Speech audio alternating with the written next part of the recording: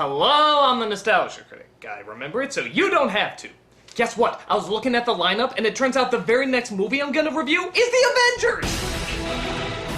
I know, can you believe it, right? One of the most hyped up comic book movies of all time. I didn't even know it was finished yet. But apparently, we're gonna take a look at it and see how it holds up. Are you ready? I know I sure am. Let's take a sneak peek at what we're in store for.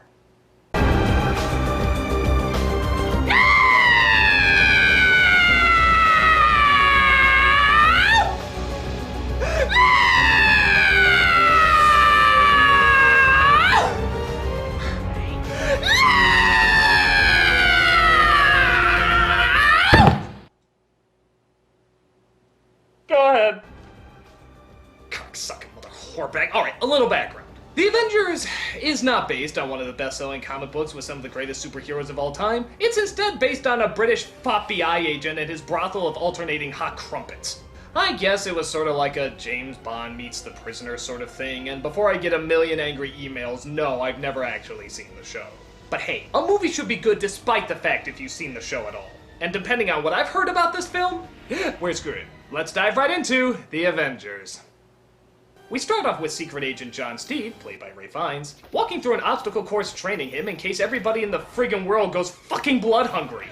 Well done, Steed. My pleasure. Macaroons. For Mother. And who is Mother, you may ask? Well, it turns out that Mother in this movie is a man. Well, not quite that bad. But he is the head of the Ministry of Elite Intelligence. He's played by that British guy who always seems to be in everything but you never bother to take the time to figure out what his name is. And if you're really ballsy enough to actually say what his real name is in the comments below, fuck you, the rest of the world knows him as that British guy whose name we can't remember. He sends out a message to another agent, Emma Peel, played by Uma Thurman, who's just moseying around the house in her everyday, ungodly expensive Chinese dress. Oh, come on, ladies, we all know you do that. Please answer the telephone. Good morning, Dr. Peel. We've scheduled an appointment for you. John Steed, Boodle's Gentlemen's Club, 1 hour. Did they really need to send her a package saying answer the phone? Doesn't that kind of go without saying? If the phone rings, you answer it. You really needed to waste the postage to tell her this? What other basic commands do you think she has to be told? Answer the phone. Answer the door. Turn off the stove.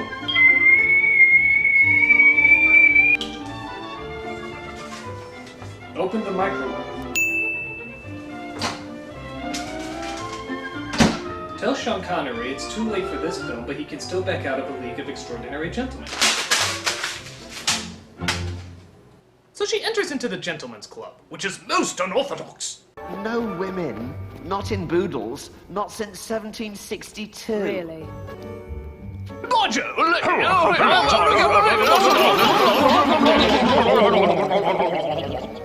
She then meets up, at least it's probably up now, with John Steed. Well, not a woman inside Boodle since... 1762. You're not someone who plays by the rules, Doctor. Oh, you mean like the direct rule she was given to meet up with you, even though women aren't allowed in this place? How's that breaking the rules? It's not her fault you chose a location that makes no fucking sense. Now that we've settled the matter of titles, will you kindly explain why you wish to meet me? I didn't. Mother did. Mother? Mother. So as they drive off to meet Mother, you may notice something very odd about the people of London in this movie. There's no people of London in this movie! What is this, 28 days later? I've never seen the place so abandoned! Maybe they heard they were filming this shithole and evacuated the city to save on therapy bills. Tea? Sugar, 1 lump. So Peel talks about how she was working on a weather shield that was being built as a defense mechanism. The only problem is the research lab has been blown up by an all too familiar face. You're our chief suspect. I'm innocent, of course. Why would I sabotage my own project? You tell us. You'll be allowed a privilege to prove your innocence. If you didn't blow up Prospero, find out who did. Really? You have video evidence that she is the culprit and you're actually gonna let her solve the case? This seems a tad backwards. You'd like us to work as a team. You mean I have to trust you? Trust? It's your face face that got caught on the video camera, you dumb broad! He should be having a hard time trusting you!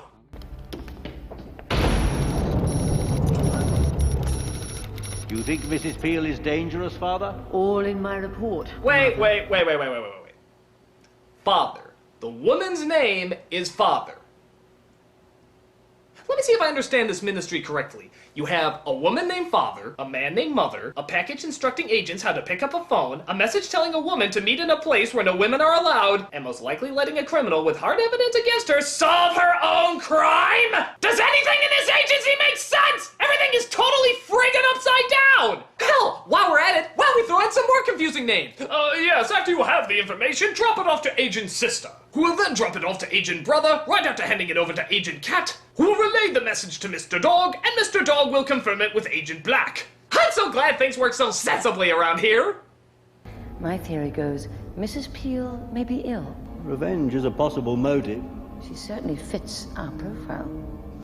It is not only possible, it is essential. So they talk about what they're going to do to solve the case while sword fighting.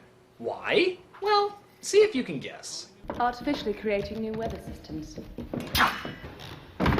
You're a lady of hidden talents, Mrs. Peel.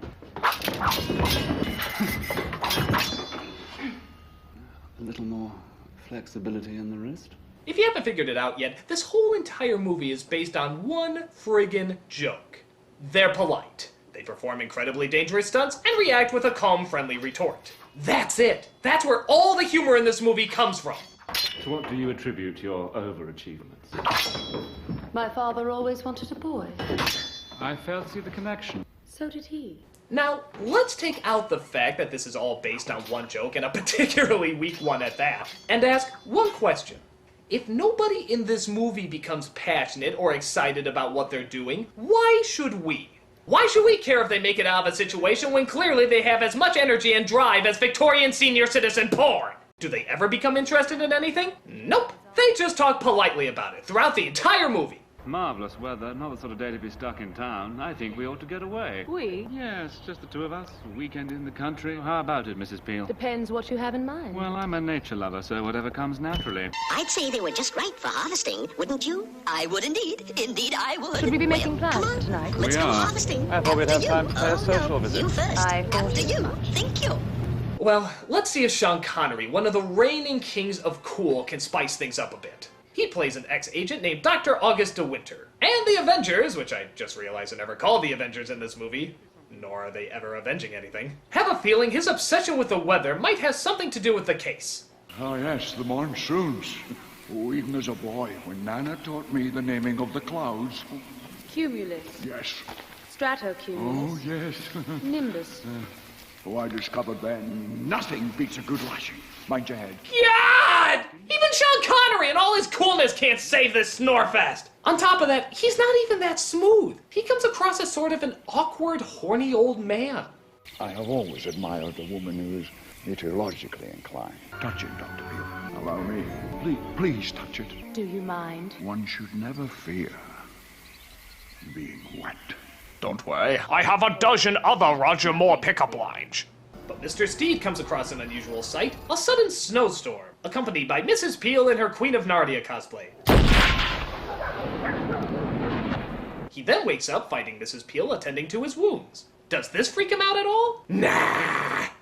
You tried to shoot me, didn't you? I would never shoot you. Not without my reasons. I remember it clearly. But luckily, my Trubshaw waistcoat was bulletproof. Boy, it'd be really cool if maybe they showed us this vest, either being tested out or explained like any other good spy flick. But hell with that ass, we got more bantering to do. I'm the sort that doesn't take no for an answer. I think that would depend entirely on the question, Mrs. Peel. Nursing an invalid isn't my idea of fun after all. Awfully disappointing weather today. The weather. Awfully disappointing today. I did find a clue. Yes. Yes, I know what you mean. So they go to a secret underground company called Wonderland Weather, where they the fuck? Welcome to Wonderland Weather, here in our London headquarters. The fuck?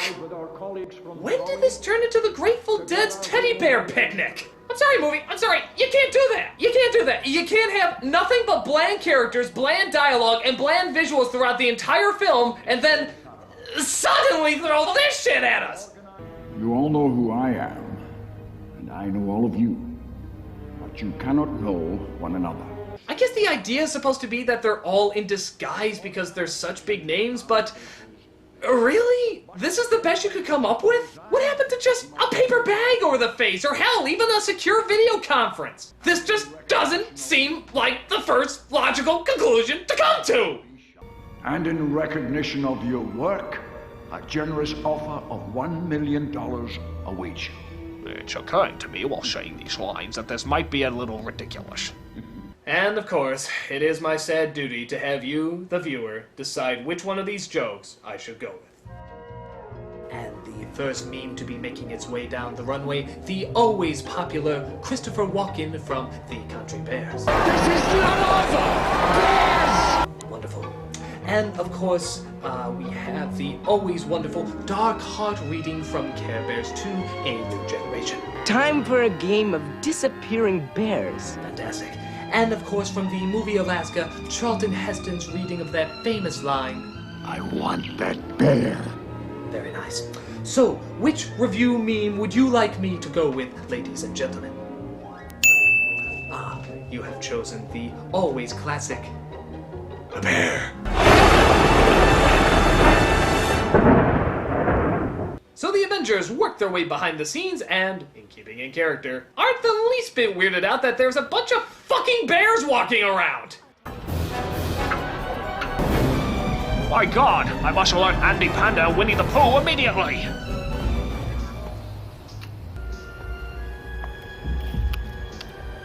Gummy bears bouncing here and there and everywhere. Well, looks like somebody's having a bad bear day! Mrs. Peel?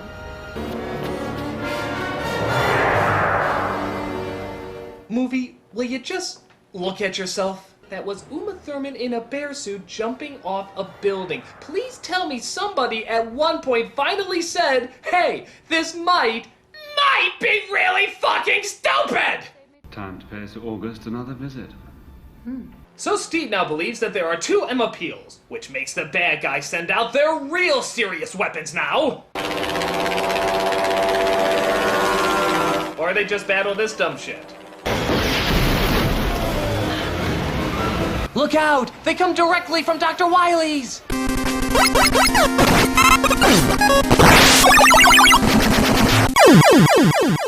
But luckily, another agent named Alice is there to help them out. Let me guess, her shtick is she's really polite. Would you please be so kind as to hit the ground?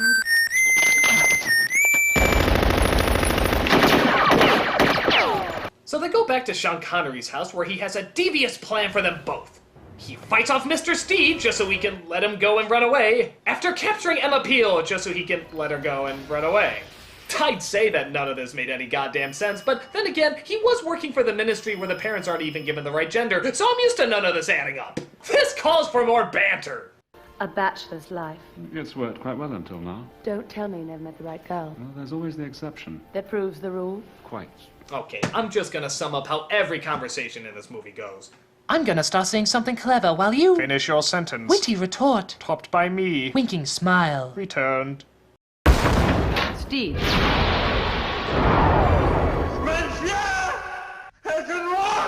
I want Mrs. Peel. Interrogation. Mrs. Peel is under arrest. So they take Mrs. Peel away when Steve realizes he needs help from another secret agent. Brenda told me to expect you, Steve. Okay, even for a movie that had mechanical bees, grannies with guns, and ninja teddy bears, this is pretty silly.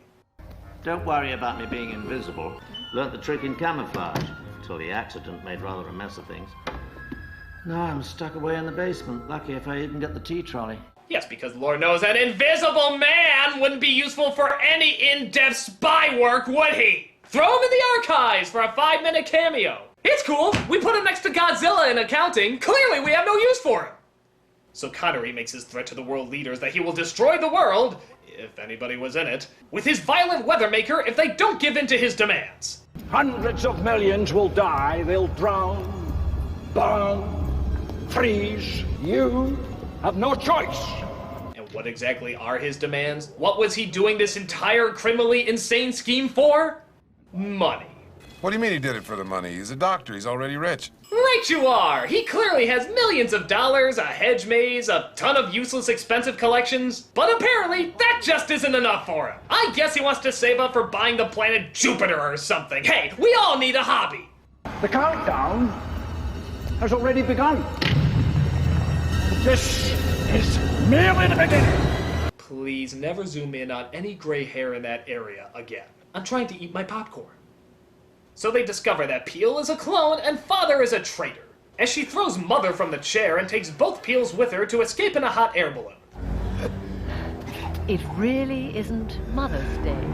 Oh please, you were riding such a high note with that one should never fear being wet line. The balloon, Steed, the balloon! Don't mind me! Yes, never mind the beaten man falling over in a wheelchair freezing to death. You have to save the woman who they didn't handcuff for some reason, allowing her to climb out and blow up the balloon. Still keeping the ministry settings to total fucking retarded, aren't you? Are you all right? And the other Mrs. Peel? Dispatched, I think. So after they, what a shock, banter some more, they get ready to plan their final attack. Hamster style.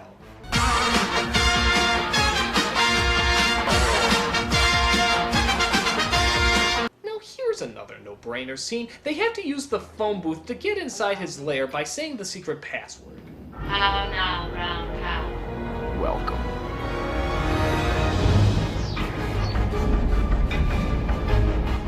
Okay, so now he's got him. They're totally trapped in the cage for him to do whatever with the ass rape! You opened the cage? Are you a friggin' moron? I think the most intelligent thing in this movie is the fucking umbrella! Don't wait for me. Perish the thought. Winking smile. Return. So they split up and try to destroy Connery's evil machine. Mr. Steed fights him head on, while Mrs. Peel fights a henchman played by then unknown comedian Eddie Izzard. Cake on, Dad! Gonna run out of cake at this rate.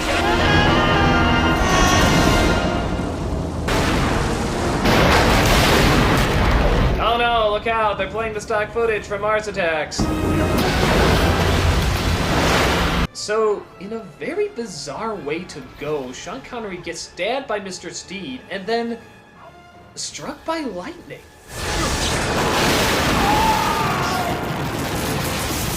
Finally, I've been raptured. Take me away, Jesus. I'll never do another movie like this again.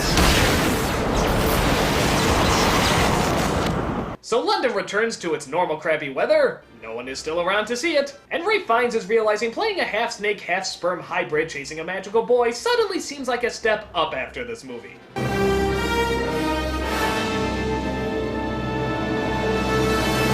And that's the Avengers. What a cup of dick! The sets are dull, the dialogue is dull, the characters are dull, and it all hinges on a dull joke. Everything just seems to be on autopilot. There's no passion or drive to anything that happens. You totally forget you saw it just a few minutes after the viewing. So Avengers, if you really want to avenge something, avenge this piece of shit movie for making us suffer so much. Let's just say it's pretty bad when the God of Thunder, a can opener, and the Jolly Green Giant looks much more plausible than this. I'm the Nostalgia Critic, guy, remember it? So you don't have to.